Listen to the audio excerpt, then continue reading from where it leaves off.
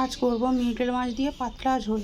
মাছটাকে নিয়ে এসে কেটে ধুয়ে পরিষ্কার করে নিয়েছি, নুন হলুদ লঙ্কা দিয়ে ভালো করে মেখে নিলাম। এদিকে মাছের ঝোলের জন্য কিছু সবজিও কেটে নিয়েছি।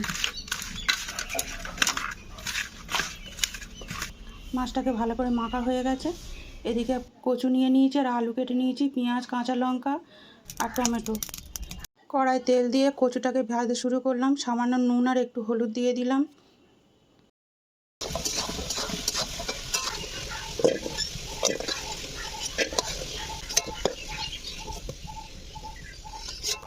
কচু ভেজে তুলে নিয়েছি। কচু ভাজার ওই তেলের মধ্যেই কালো জিরে শুকনো লঙ্কা তেজপাতা ফোড়ন দিয়ে দিলাম। ফোড়নটা হালকা ভেজে নিয়ে আলু পেঁয়াজ কাঁচা লঙ্কা টমেটো কেটে রেখেছিলাম একসঙ্গে দিয়ে দিলাম।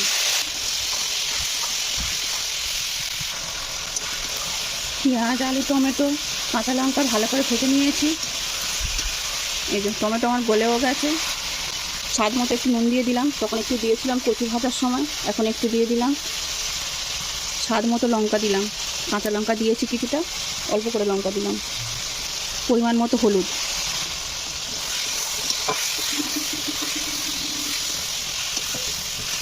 এক চামচ জিরে গুঁড়ো, এক চামচ ধনে গুঁড়ো, অল্প একটু জল দিয়ে দিলাম যাতে মশলাটা পুড়ে না যায়।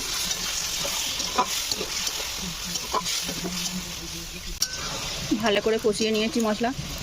পেঁয়াজ টমেটো প্রায় গলেই গেছে। ভাজা কচুটা দিয়ে দিলাম।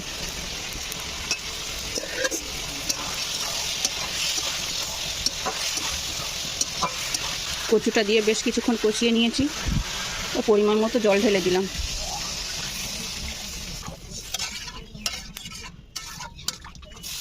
দশ মিনিটের জন্য ঢাকা দিয়ে দিলাম।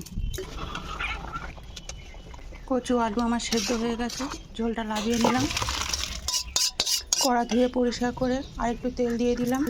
ওই তেলের মধ্যে মাছগুলো একটু ভেজে নেবো ভালো করে।